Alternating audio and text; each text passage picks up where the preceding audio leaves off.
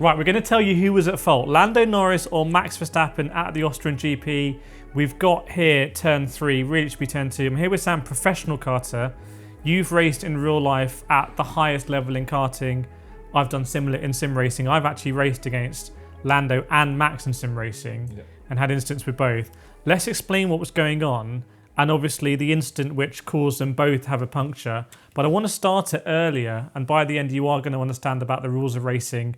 So maybe you're going to change your opinion, maybe you're going to agree, we'll see. Because I want to start off, Sam, where we had an incident early on the race where Lando Norris, Max Verstappen was on the outside here, he wasn't defending. Yeah.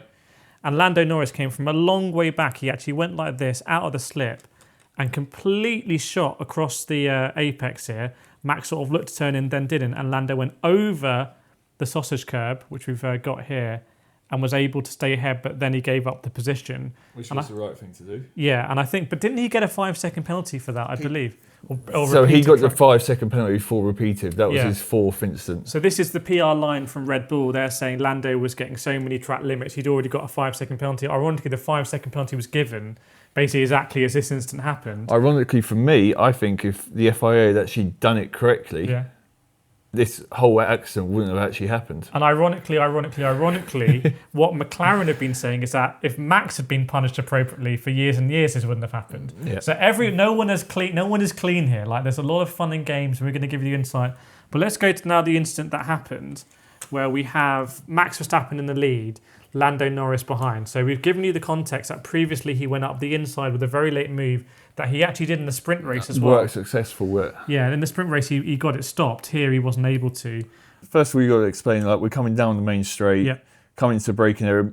Already, like you said, Lando's done these lunges, so Max is anticipating it. So he's already half covering it. Yeah, he doesn't want Lando again to do that move. Yeah, I mean, he's never going to go to the up tight, because that's just completely pointless. He's not going to do that, because if Lando goes up here, he's going to be so tight, Lando's not going to make the corner. Yeah, so you'd only go to a certain point. So he's covered the inside of the track. So Lando's obviously come around the outside then. Yeah.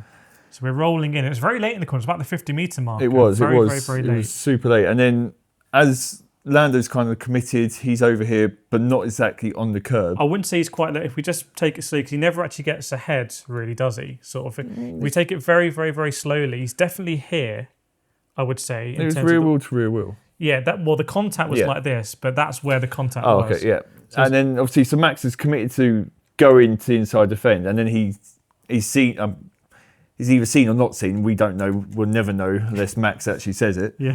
And then he's gone to just sway to the left a little bit to open out the corner, obviously, so he can get a good exit down into turn 4, because that's obviously another DRS zone. And as he's gone to the left just to open up the angles, he's obviously not noticed, or he's wanted to hustle Norris out of the way. He's not noticed, but his story is he hasn't noticed. Or he's trying to hustle Norris into doing it. And Max, being a race driver, he's going to want to stop on the apex, because Lando being on the outside, all he's going to be able to do here, he's not going to be able to run around the outside of the track to overtake him. So Lando's hoping that Max is going to miss it a little bit, be there, and he can cut up on the inside. Yeah. So what Max has been doing here is, by coming up to this point, by trying to open out wider, means he's not going to run as wide on the exit, so he can then defend from the undercut from Max. Yeah. I would say, and we're going to get to the point about who was at fault, if Max Verstappen just continues to run Lando here, even if Lando gets ahead without contact, I would say even at this point, for me, Max still controls the corner, because as they go around the exit, you can bet your bottom dollar that Max Verstappen is going to run right to the sausage curb here, and Lando's going to go around the outside, maybe overtake him, but then Max is going to the radio saying he's overtaking me off track. See, for me, if it was me racing, and say I was in Lando's position, I'm on the outside here, I'm not expecting to run all the way around. You're going to do a cutback. I'm expecting the cutback, which is for me why Max moved to the left a little bit, just to give himself a nicer angle to kind of block the cutback. And the funny thing is, actually, despite the contact that happened here and the punctures for both of them, Max still did defend against a cutback down the straight here. But when it comes to who's right and who's wrong, okay, let's take away Lando's car for the moment. So let's say it's a qualifying lap. Max is going to be approaching the corner all the way on the curb here, and he was the person that put it on pole position. Now, that's the racing line, therefore, is where you turn in from there. He's starting in the race defending Lando from here. Yeah. Is he entitled, therefore, to take that space. You are entitled, as far as I'm aware, I'm going by karting rules, not Formula 1 rules. I imagine they're pretty much the same. You're allowed to go to the inside and then you are allowed to slightly move back, but you've still got to be wary of the person here. So not in this bit here, but let's just say hypothetically, if we're going to a corner here and I knew Max wanted to move back over, essentially I could move over here and make his angle even tighter. So I believe, personally what I believe is he's gone here and he is allowed to go over as far as he can. As far as he can while leaving enough. A car's width. Exactly. So was a car's width left? No, it wasn't left because obviously through the contact. But then if you look at last year with, I don't know if you've seen it with Leclerc and Max last year. Same corner. Exact same corner. Exact same situation apart from with the Ferrari. Yeah, here we go. Charles Leclerc coming in. It was actually the other way around. Yeah. And Leclerc was defending on the inside. I mean, don't get me wrong, I'm fully in the camp of that was Max's fault. Yeah. But last year, the same thing happened, but Max actually went onto the curb to avoid him. Yeah. Now, Lando could have done that because there's no sausage curb on the entry here. I'm not saying he had to, but he could have done it to avoid the accident because Max clearly did that last year. Maybe that's in his head, thinking, I did this last year. Yeah. Lando could do it this year. Yeah. I mean, I have to say for me, when we're going into this scenario here, Lando's coming up, and I know that Max Verstappen is moving slightly to the left, but because of the position that Lando's in, do we think that Max Verstappen is actually able at that point? Because you've got to remember here, Max, as they're coming out straight, Max doesn't know. He'll be looking in the mirrors, but he doesn't know. He's been faked out before and Lando's come up the inside. I think at this point he just thinks, I'm going to take my line here. Yeah. And therefore Lando's maybe not quite enough ahead, but that is the reality of vision out of the cockpit. And it's not necessarily the reality of where you should be given space, because at that point, because the contact happens here, the other question is, and I don't think I've seen anyone address this, but when Lando's driving up here, Lando can very clearly see the front left of Max. Yeah.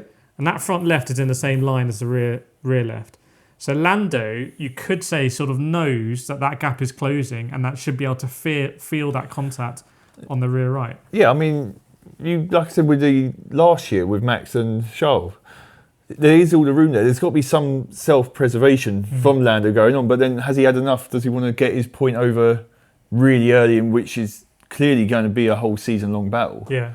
Does he want to get his point over early, saying, I'm not moving out of the way for you? So I've raced, like I said, both of them. I've crashed with Max Verstappen. I would say he crashed into me. And it was a similar sort of scenario where Max just expects you to move over. Yeah. That's how he races. And that was what the McLaren PR line was saying, is that everyone in the world knows Max is wrong, apart from Max, who's actually in his team, because he keeps getting away with it and he hasn't been told. And that is starting to stick with Max, saying he can't race in close quarters. However, I would say, as we've seen in the last few races, we saw it at Imola, we saw it at Miami, we saw it in Spain, is that Lando Norris can be the faster car at the closing stages of the race compared to Max Verstappen. Yeah. And to be honest, it may have been odds on for Lando Norris to actually win that race. Therefore, he is a big loser in this instant. He's a big loser because he didn't even finish and Max still got points. Got points and fastest lap as well. And fastest lap. But, Matt, in that scenario, it's Lando who had more to lose by putting himself on the outside. Because he was able to get there, by the way, you would think he would still have had an option to go up the inside, perhaps. But then we've seen it from previous laps. He can't stop it quick enough. To be able to outbrake Max, he needs to be able to brake so much later than him that he can't stop it. We saw it a couple of times on the race day. Yes, he did it on the sprint, but then when he did it on the sprint, Max learned his lesson. Max knew what was going to happen, so he knew what to do. Maybe Lando just didn't back himself enough to get that stopped.